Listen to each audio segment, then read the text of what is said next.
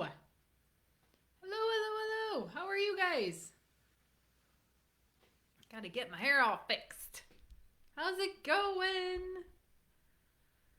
I'm here tonight and I'm early.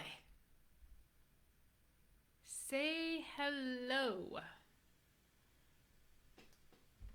Okay, I wanted to start a little bit early so I can let you guys know what's happening. For all of you, hey Mark! For all of you that are tuning in early, guess what? It's almost Christmas. I love it. I just love it. And we are doing a sale on the Wealth Without the Bank book. So for those of you that don't know, which you probably all know, I wrote 2 books, and the second one is Wealth Without the Bank or Wall Street. And that is for non-farmers, but there is some good stuff in there for if you work off the farm and you have a 401k, there is some really good stuff in there for your 401k. But that book is $5 if you buy it in a bundle. So if you buy all of these, that one's $5. If you just buy these, that one's $5. If you buy it on your own, it is 10. But any bundle, even if you put it with Warehouse of Wealth, there's a bundle. So I've shared the link above, and I will pin it at, you know what, I'm going to actually pin that at the top. Never mind. Maybe I won't. So that you guys can grab that and have it in time for Christmas. And don't go to Amazon to buy it. That's not necessary. But $5, and the audiobook is $10, or you can add the audiobook for $5 because I have that one in audio as well. So if you are thinking about getting somebody a gift for Christmas and you think, oh, they should have Farming Without the Bank, you can get that one. Or it's $10 on its own, you guys. Normally it is $20. And that's just a limited time that we're doing that until those books are gone. And then we are not offering that $5 special anymore. So go ahead and grab those before Christmas. Let's see. Hey Shane, I am great. Thank you for asking. I'm here tonight. You guys, I totally spaced last week out. Like total space cadet. I was told I had to go get a COVID test for something, and so I was driving to get my stupid COVID test, which I do not have COVID. I've not had COVID. But I was driving to go get it and got home and totally sidetracked. It was, sometimes you have those nights. It's a bit of a, what show. Upstate New York. Hey, Dale. Hey, Brett. Hi, Reggie. Hey, Marshall. And Noah. Oh, I'm so glad he's having pop. That's awesome. Such a good kid. Having a little pop. Oh, you guys are silly. All right, let's get started. As you guys jump on, hey Brandy. As you guys jump on, say hi. For those of you that just jumped on before I get started, Wealth Without the Bank, $5 if you add it to a bundle. If you are a non-farmer, I have more in this chapter for the stock market scam, and I have more numbers in this chapter, and I have in this book, I also have smaller case study numbers and why you should not pay cash for your kids' college. I should have in there why the government should not bail out student loans. But we're not going to go there, you guys. We're not going to go there. All right, let's get started.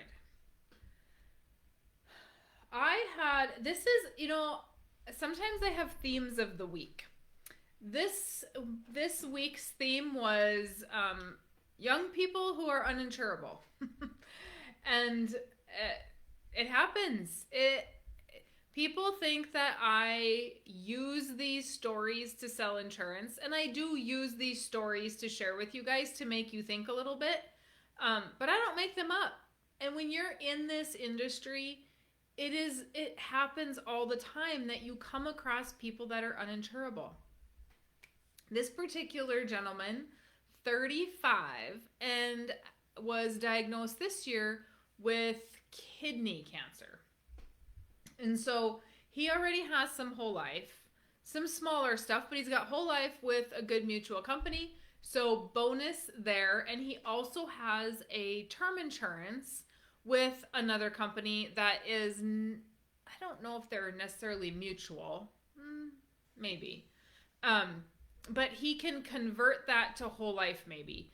And so that we really had to talk about that today. I'm not obviously selling that policy. I'm not going to make anything off of that. But it is my job to make sure that he remains insurable. And if he is uninsurable now, he said, so I'm going to be uninsurable for 5 years. Stage 3, kidney cancer, and another spot to be removed later on, according to the doctors. That is not going to be insurable for 5 years. He's going to be non-insurable for 10 after they completely clear him of cancer and say he's in remission. And so if that's 10 years, that means that term's going to be going another 10, which would be 15. I think he said he's had it for 5. So that would be 15 years. So he would have another 15 years to possibly convert that. But super important that if you are young, 35, that doesn't mean squat. That does not mean that you're not going to have insurance. I have a friend that is about 30, is she 40? Maybe she is 40. And she was just diagnosed 2 weeks ago with skin cancer and had a spot removed off her back. And we have insurance on her, thank goodness, or she would be uninsurable as well. And skin cancer is even a little bit more touchy. They really look at it and what you had and all that good stuff because of the fact that skin cancer can come back like that. Where other cancers, when they say it's in remission, it's in remission. So something to know that if you have that runs in your family or something, to watch out for that. He is a fraternity. He's in a fraternity that sells life insurance as well. And so the guy, he mentions to the guy, oh, I would like to do this infinite banking. And the guy says, fantastic, I can do that for you. And they can't. That company can write a 10 pay or a 20 pay. What that means is they can pay for 10 years or 20 years. And that is how they're getting this fast cash value growth. That's not what I'm doing in my policies. I'm paying until life, especially on somebody that's in their 30s. And so this insurance agent, though, came in and said, oh, well, you're uninsurable, obviously. So we're going to get $1 million of term insurance on your wife, and we'll just slowly convert it to whole life. I said, what? If you want to do that for banking, why would he do that? I mean, I know why. He wants to guarantee insurability on the wife. And the husband is now concerned about it because he's just been diagnosed with cancer. But why would we buy term insurance when we can just buy whole life? And so I ran numbers for him. And I think we were at, I don't remember what my premium was on him. But we were at $900 and some $1,000 of death benefit. I said, there's your $1 million and your whole life. Because of the way we structure it, we're putting more death benefit on. I'm not just selling whole life death benefit. I'm not selling traditional whole life, which is what the other guy is selling in a 10 or 20 pay. So of course his death benefit's going to be really small. And it was an interesting conversation. But nonetheless, that's a great company, but it brought us back to the fact that that guy could not help him with infinite banking. We were running strategies that guy was not able to run or understand because he didn't know anything about infinite banking, but I can do that. So as much as some of these other companies are great, we also have to understand, does the agent know what they're doing? I just got an email today from a guy that has an infinite banking policy, and his exact words to me were, I've already got a policy set up for infinite banking, but the agent does not understand farming. Can you help me? Sure, let's look at what you're doing. Because if you don't understand farming, are you using it correctly? Are you running strategies correctly? Are you putting money through first or not? Like, that stuff is all important, and that is the stuff that I help my clients with. And then he was going to get done paying off one piece of equipment, which was going to free up $11,000. So if we're going to be honest, what do we do with that? We put that into a policy, right? And then he has a ton of money in, he's putting a bunch of money into a traditional IRA. And he said he's been listening to the tax train, The Power of Zero. And I love what The Power of Zero has to say. I don't love their strategy of putting money in the market. And this is exactly why. So he said that, The Power of Zero talks about your tax buckets. And I also talk about your tax buckets in this book. So if you want that same information, it's in here. But you have 3 tax buckets, essentially. I'll call them buckets. And it is ordinary income, which is what everybody pays. That's all the money coming to you is most likely ordinary income. And then you have a tax bucket that is passive income. And that is your interest income. Any rental income is passive income. Passive income you do not pay taxes on Social Security and Medicare on that income, only federal and state. And then you have your no income tax bucket. And so the idea is to get as much money into the no income tax bucket. So he's got money in a traditional IRA. He said, well, I want to just move that all over to a Roth, so I have the no income tax bucket. I said, okay. So we all know a Roth is going to grow income tax free. And I just wanted to hear everything he had to say, right? So I take it all in, and I said, so you need money today to farm because we're borrowing money or we're, scraping by, doing a little bit. So why don't we stop putting money in a Roth? You want to take it from stop putting money in the traditional, put it in the Roth so you have the no income tax bucket. But what if we just stop putting money in a Roth? Because a Roth is great. It hits the no income tax bucket, but it is not liquid. You do not have control of it, and there are no guarantees. You guys have heard me say this before. Liquidity, control, and guarantees. Liquidity, control, and guarantees. Those are 3 things that the whole life policy is going to offer. But if you're putting money in a Roth, it's growing income tax free. You're not having to pay tax on it, but you don't have liquidity. You don't have control of that money, and there are no guarantees. It's still in the stock market. And so if we want to go that route, can we have all of those things, a death benefit, and access to the money that's not income taxed, right? When we use it correctly, we're not going to pay income tax on it, but we have to use it correctly in order to avoid the income tax part of it. So something to think about if you guys are putting money in a Roth, and most people are putting money to a Roth because they understand that they don't want to have to pay taxes and they have the deductions today. But you don't have the liquidity, the controls, or the guarantees.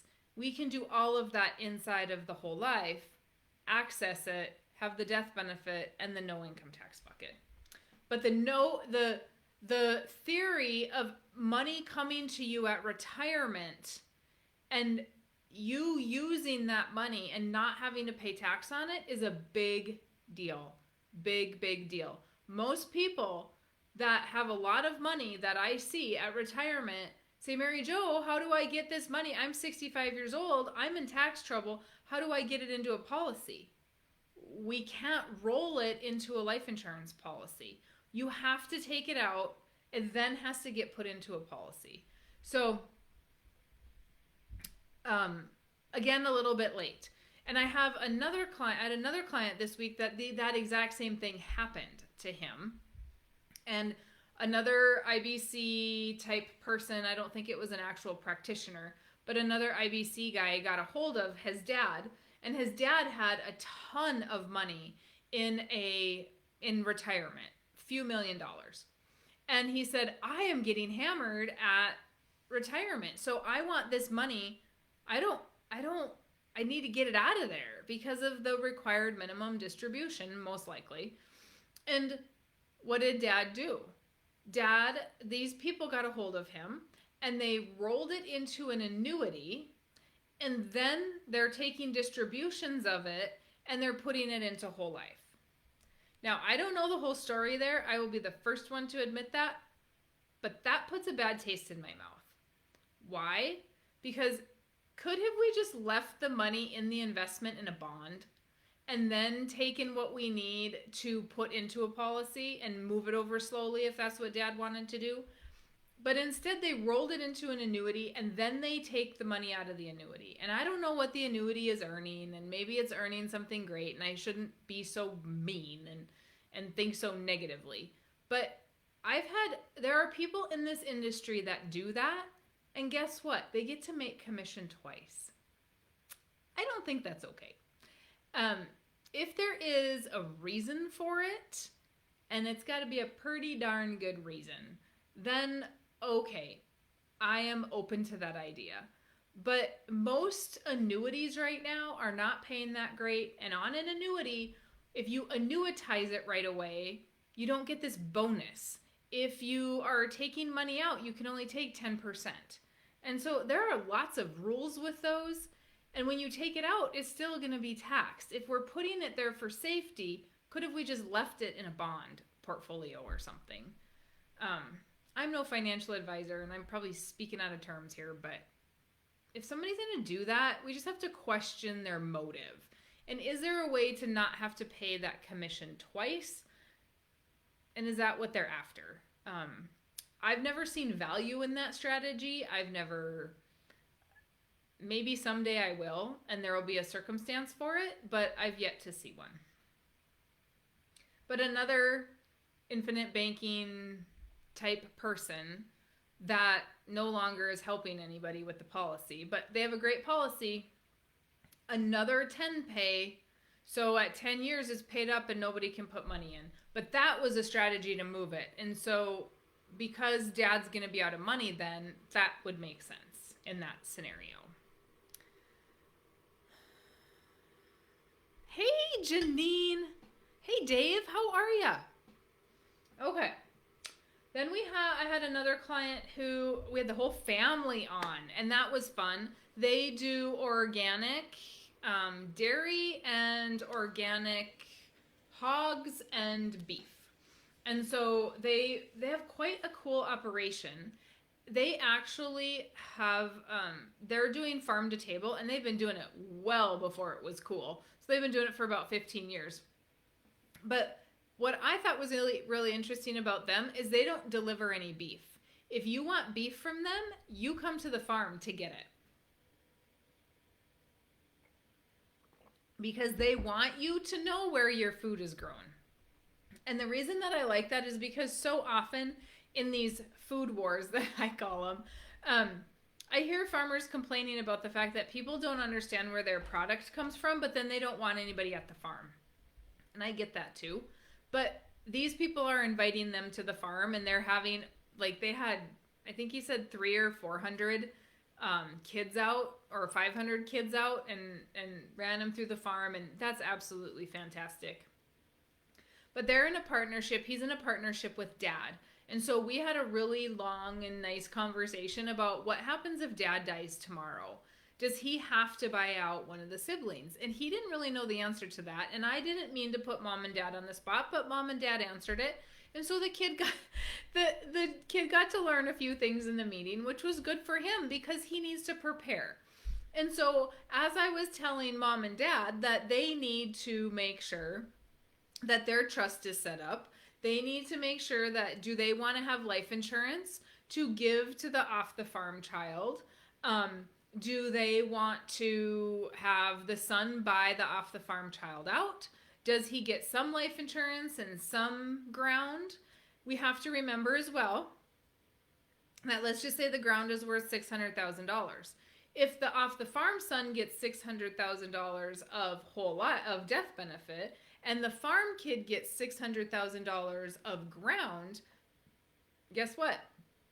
The farm kid has expenses and operating and taxes that he has to pay every year, and the off the farm kid has nothing. He just got a whole awesome lump sum of $600,000. And so if we want it to be fair, then or if we want it to be fair, that's different, right? But if we want it to be equal, we need to think about those things. And so as mom and dad and I are talking about those things, I also then said to the son, but remember, it's not mom and dad's job necessarily to take care of you. So if they choose not to do whole life insurance, and they choose not to do that they choose not to tell you what's happening in the estate, because they have some cleaning up to do. So if they choose not to tell you that, it's your job and responsibility to make plan B. And so on both sides, mom and dad should be thinking about it, but the kids should also be thinking about the fact that if they don't plan, it's not an all or nothing approach. We just need to be planning over here. They also, because they have a partnership, they have life insurance, but they don't have life insurance on each other inside the partnership. So if one dies, I said, well, what happens if dad dies? Oh, then mom has a percentage of the partnership. Okay, so then the son needs to buy mom out. Yep. Whoa. We don't have anything in place to do that. We need to have something in place so that the son can buy mom out, or he's most likely not going to be able to buy anybody out and then buy some land from a sibling. So there needs to be, they really need to have some insurance on each other. They did a little bit of refinancing not so long ago, and they freed up $90,000 of cash flow in the refinance, which was amazing. They were getting by before, and they were making it, and it was a little bit tight, but they freed up $90,000. So because I don't love to push people into high premiums, I'm not going to use all $90,000. Let's give you a little bit of breathing room, for heaven's sakes. You finally have some money. So mom said at the end of the meeting, well, I would love to be debt-free in my lifetime. And I said, you're not going to be, because they have like $2.5 million of land that they refinanced.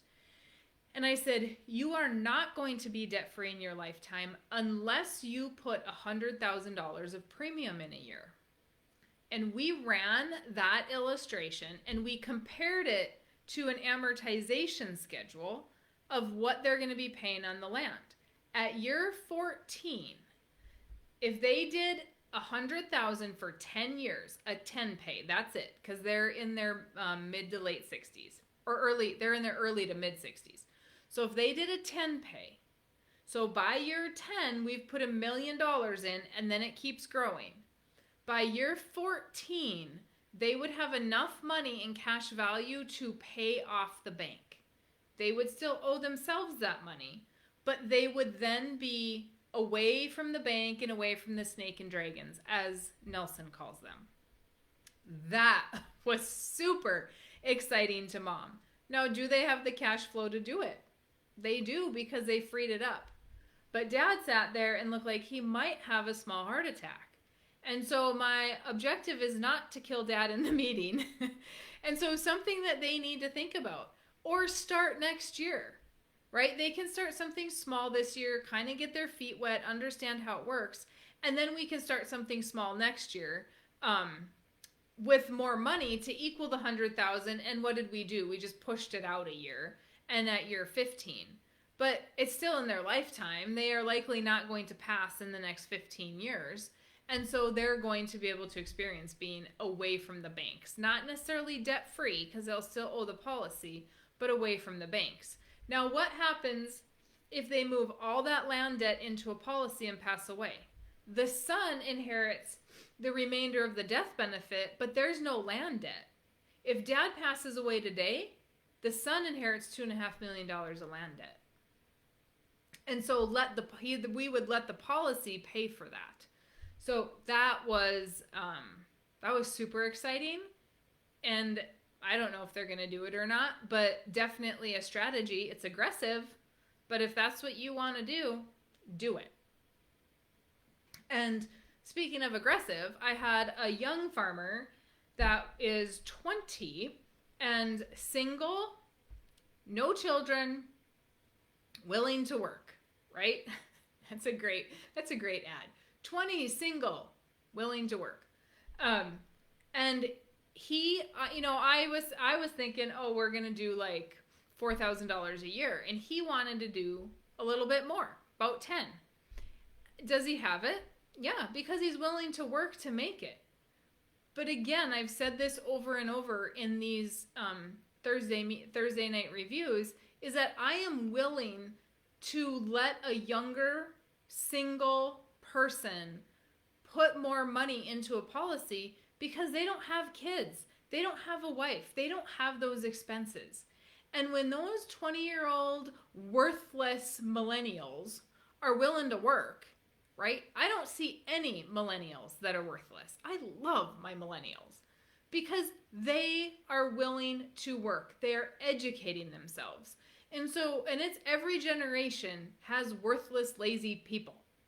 But when you are 20 without any family and very little debt, good gosh, put as much as you can in, and that premium is flexible, and we can reduce it if you get married in the future and you can't make it. But put in as much as you can up front because you can work as much as you want. And single men could live in a shoebox and be totally happy. And he's like, I don't need anything. He might need a little money to go to the bar. That's it. And a little bit. Just don't be drinking your money away. So that was pretty awesome. The other thing that I thought was really interesting with him is he talks to his friends about this, and he said his exact words were, they think I'm crazy and I'm dumb and I'm ready to punch them in the face. And I love it because that's kind of how I feel sometimes. I'm just ready to punch people in the face. Because how do you not just listen? He's trying to share something awesome and listen. And he said, Mary Jo, all their reasons of why this isn't good is exactly what you go over in your podcast. All of them. They rattled them off exactly like how you go over them in your podcast. Because people don't even know what they're talking about. And so I think it's funny. As crazy as you think your neighbor guy is because he's telling you about this, guess who's going to be buying land? Because he's most likely going to have a key man policy on his dad. Or in this case, he has an older brother.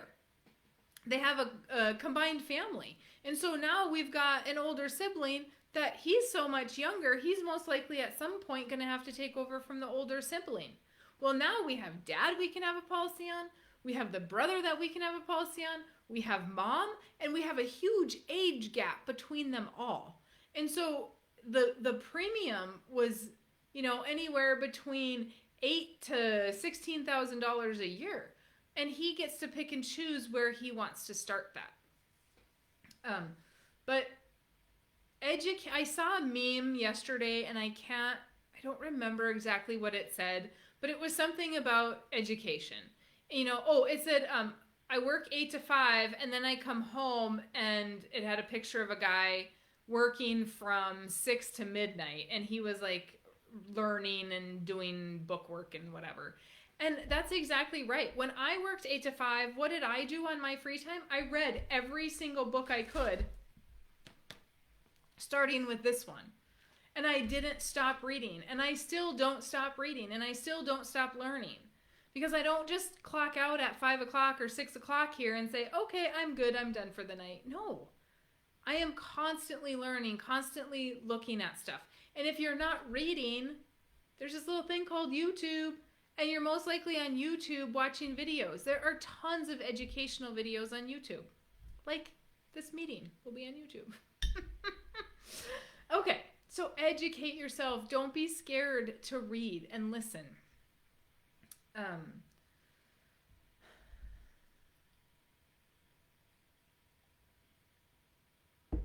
Another guy who was in his 40s, mid-40s, lost a friend to cancer. That was also in his 40s, and really having to help his friend's wife figure out where everything was financially, help her get crops off, and do some farming and stuff. And this was a little bit interesting because his wife doesn't have any life insurance, and it's really opened their eyes to the fact that his wife needs to have some life insurance. They have 3 or 4 kids, and she needs to have life insurance. He is not going to be doing the amount of work that he's doing and farming if she passed away tomorrow. It's not going to happen. But the wife also opened her eyes to the fact that she said, I've never paid attention to the farm stuff. I've always just let him do it. And I realize I need to learn it. And I have a widowed farmer, and he said the advice that he would have for any young couple is both of them need to know what's going on. He said, I went to work, I farmed, I did my thing, she paid the bills. When she passed away unexpectedly, he had no idea what bills were paid, what was coming due, nothing.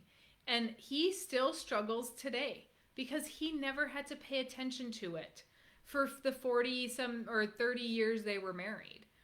And so if you are a married couple, don't just assume the other person is going to take care of it. At least know a little bit about what's going on. Like, do we have insurance? Some people don't even know if they have insurance. They don't know who they buy seed from or chemical, or who they even need to talk to help them out when that other person passes away.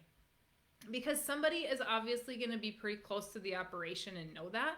So get involved, both of you, because you need to know. But really, when somebody passes away, and I have another client in this same situation right now, his cousin was diagnosed with cancer. He called me 2 years ago and said, oh yeah, I should start this, and I need to do this, and I need to do this. And so 2 years ago he called, last year he called, and this year he said, I need to do something. My cousin's in his 40s and was diagnosed with a brain tumor. And he said, there's so many people around me that are young and sick. He said, I need to get my stuff together. And a lot of times we don't think that until something happens and we are close enough to the other person to experience that pain. So yes, we need to get our stuff together. And as I said early on, the theme here is young and uninsurable, or young and we've passed away, right? Because that happens. And 40 is young, and yet we're sick and uninsurable. Here's another theme of this week. I've had a lot of people with money sitting in stock accounts, not IRAs necessarily or Roths, but just in stock accounts, and they're playing with the stocks. And they are realizing that, why is it in this stock account when I can put it into life insurance, create a death benefit, and have it to use? And so I think I had 2 or 3 of them this week that want to move that stock money over into a life insurance policy slowly, because there's a lot of money in those stock accounts, So move it over slowly and use that to start the policy. And then we can put a little extra in year 1 and do that dump and really get that thing going.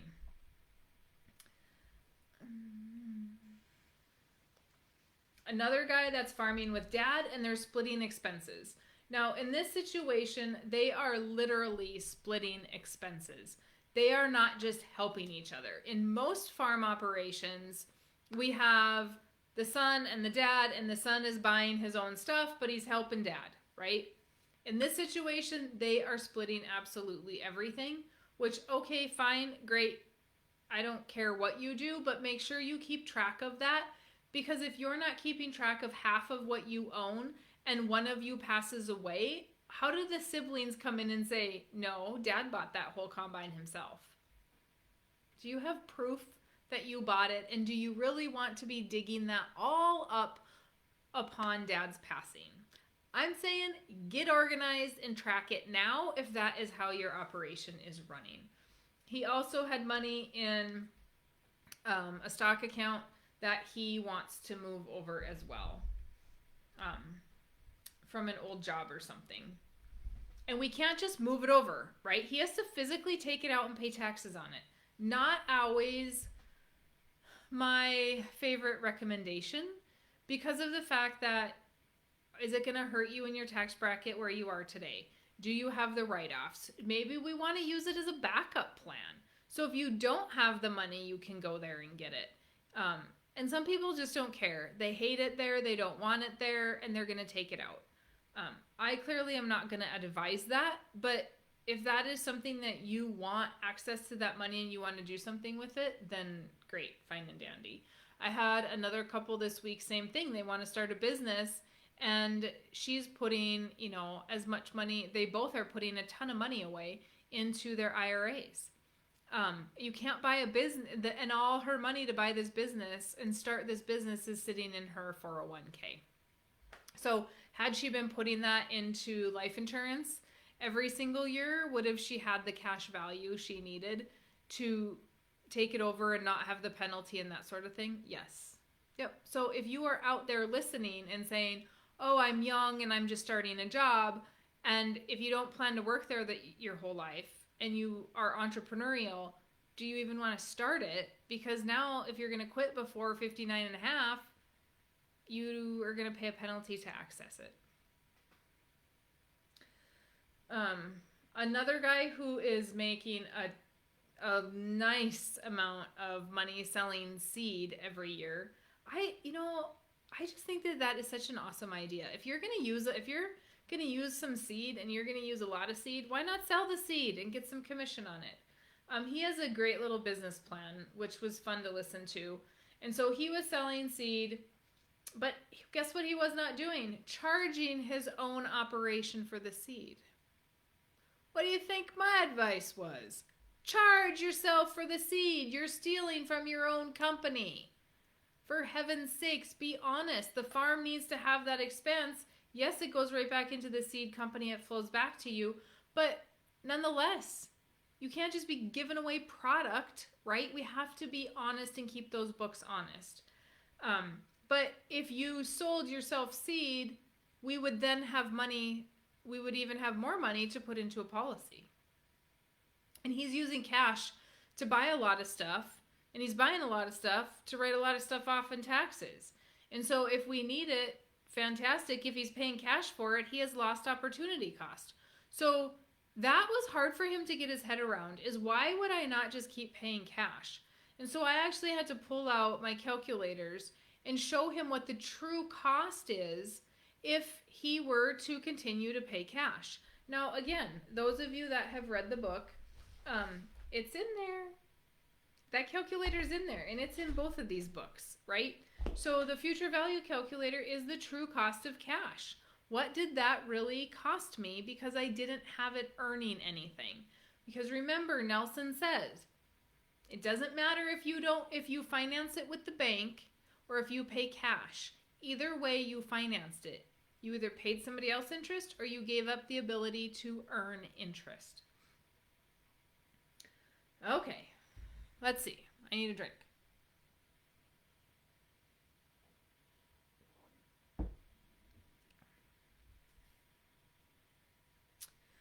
Brett, you can just email me at maryjo@withoutthebank, and I will get that. Hey, Brian, how's it going?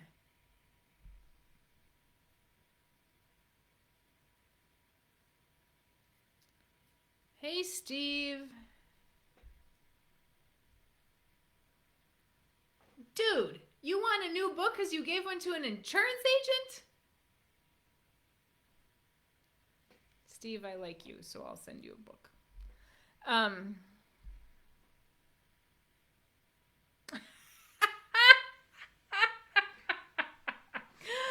Oh, hi, friends that are going to get punched in the face. I'll punch you.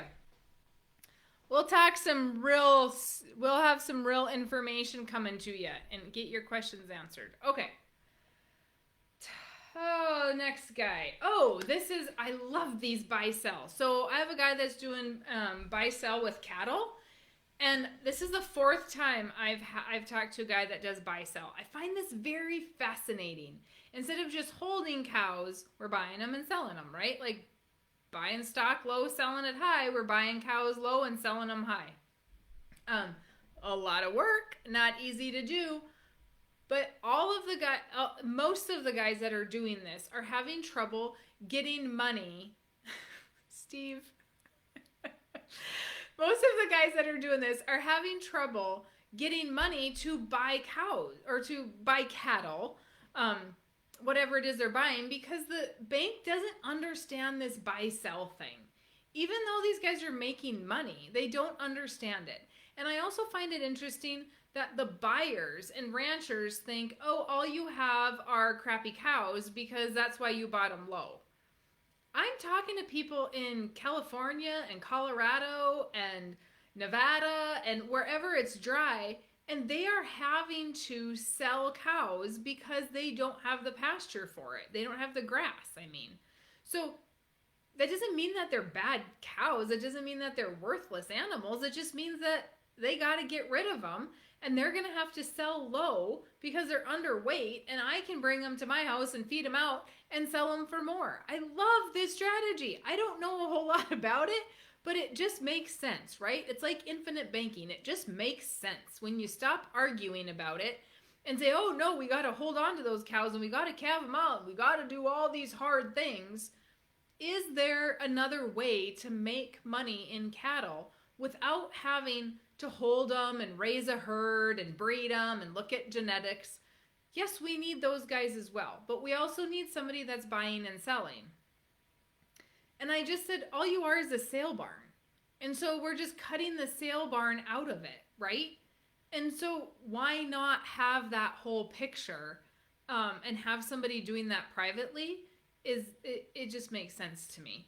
But he tried to go back to he did buy sell, and then he tried to go back to the conventional way of raising cattle, and it just didn't work, and it wasn't making any money. And he knows his books. He's been through Ranching for Profit. He keeps track of his numbers.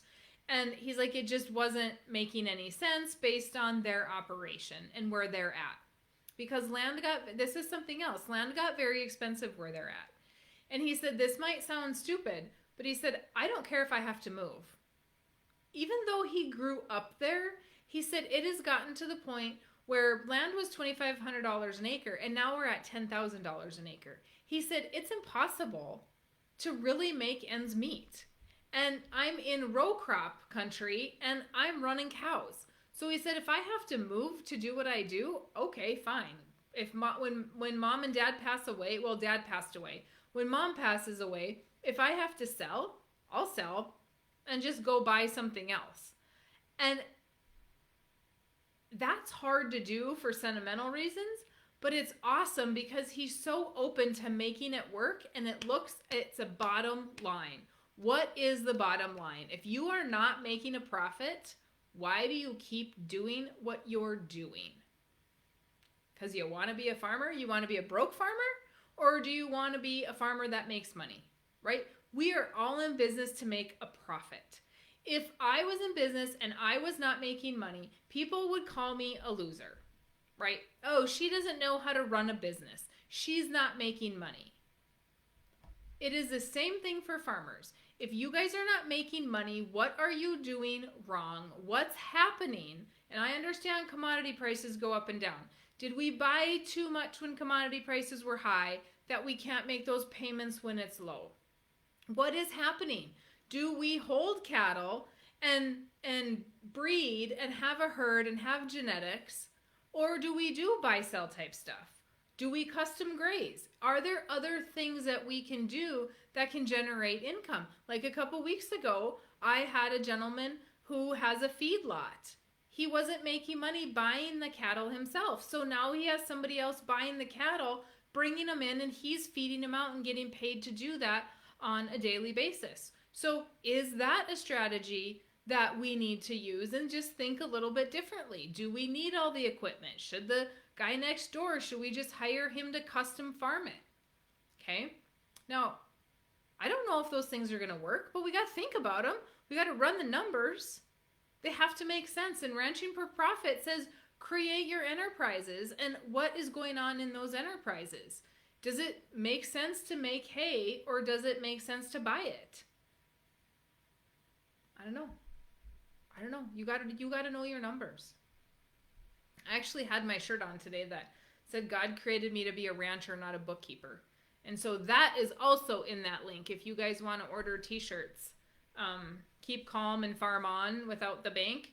Those are all good things you can order too for Christmas. All right. Another guy that I had him last week when I forgot to do the Facebook Live. I had him last week. He is not a farmer. But I know there are some of you out there wondering this question. And it is actually a podcast. I don't know if that's tomorrow's podcast. I don't think so.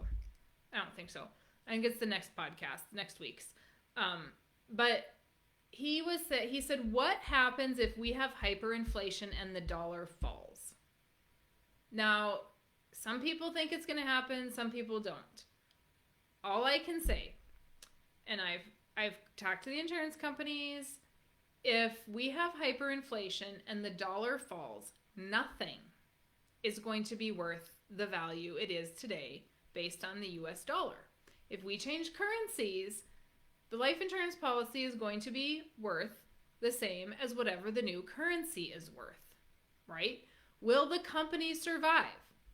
If the dollar crashes, will the stock market survive? Will your bank survive? Will John Deere survive? Will Case IH survive? Will Pioneer Seed survive?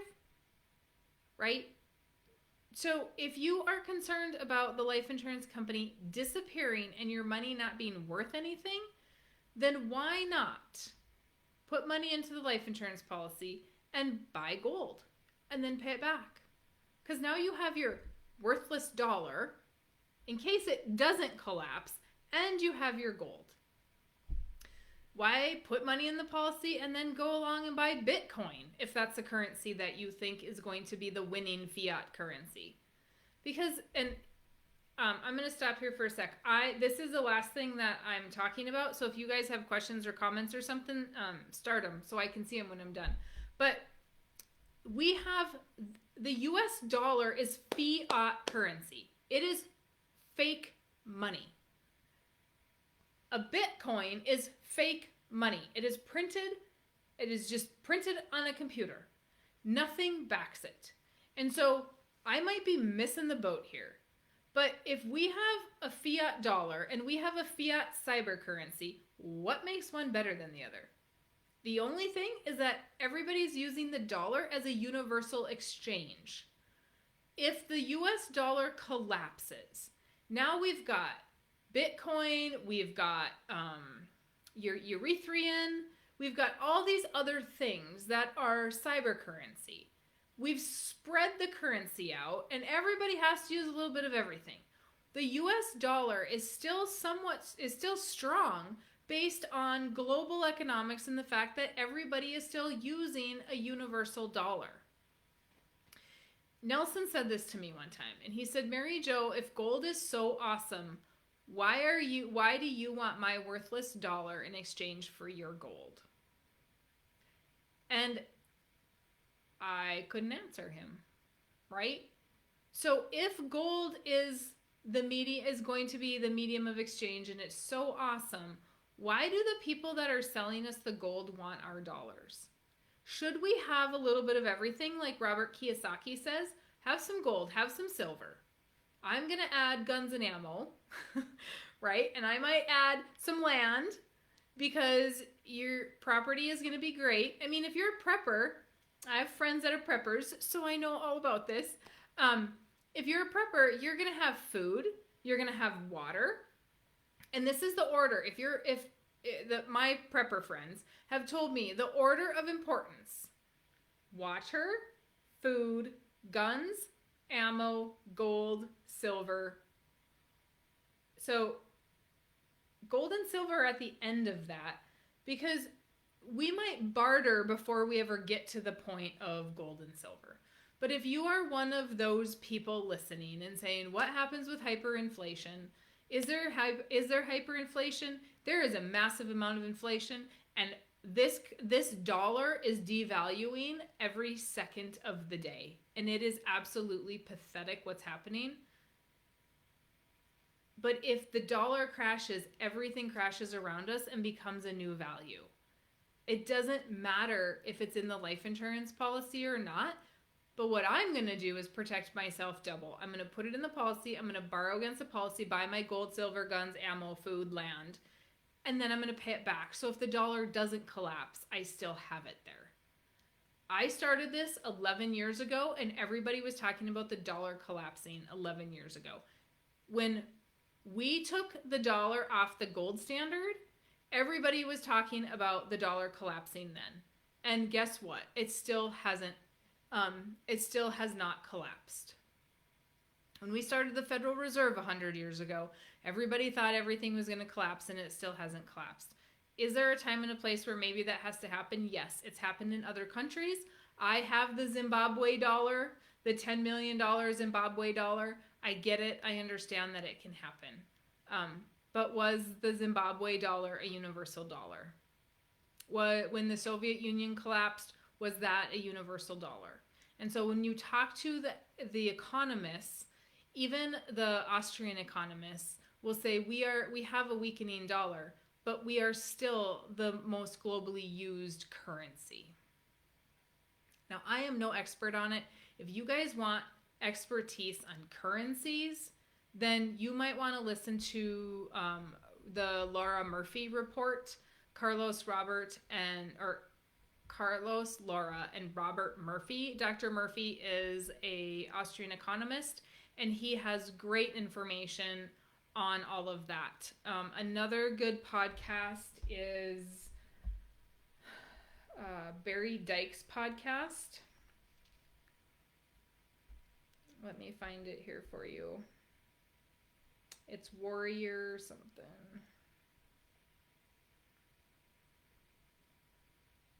The Economic Warrior, Barry James Dyke. And he is got a great podcast, and he has the Pirates of Manhattan is the book that Barry wrote. Pirates of Manhattan 1, Pirates of Manhattan 2.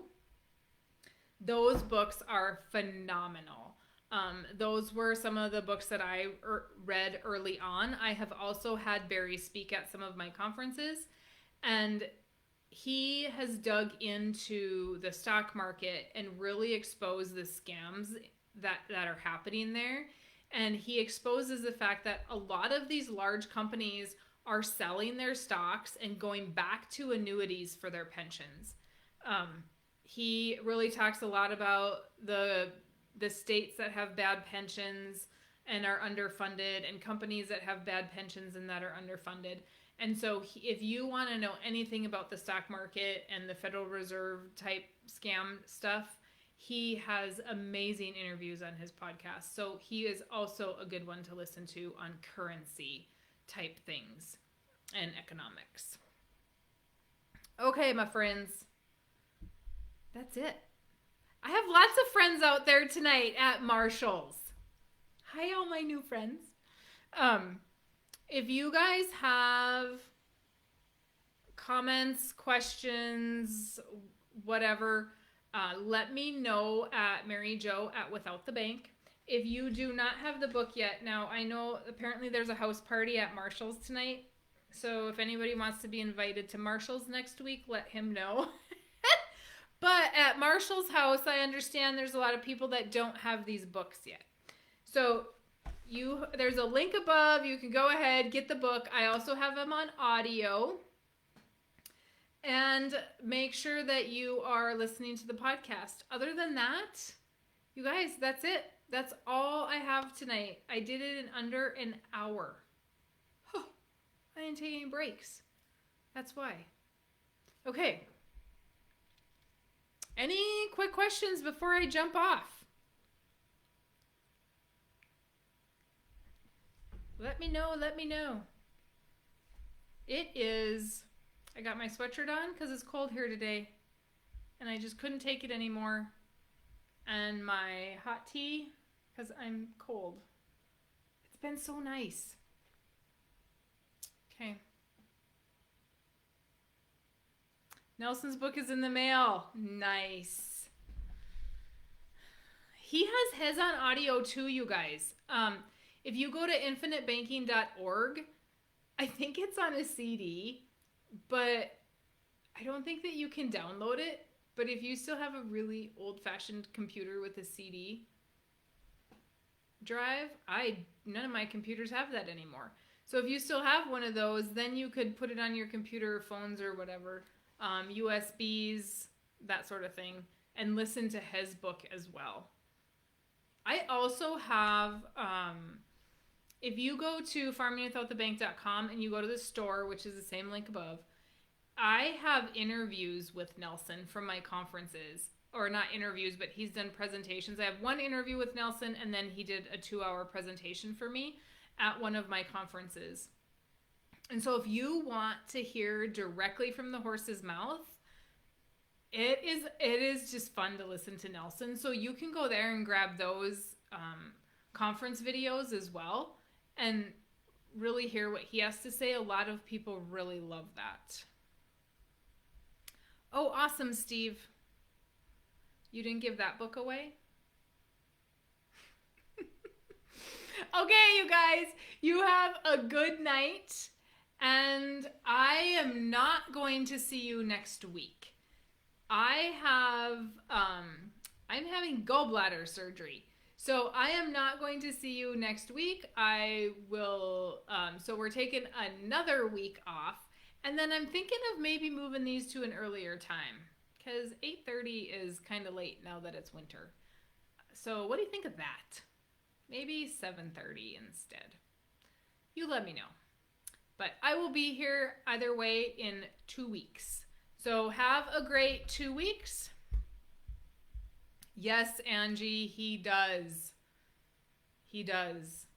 Okay, I'll see you guys in a couple weeks. You have a good night. Thank you for joining me.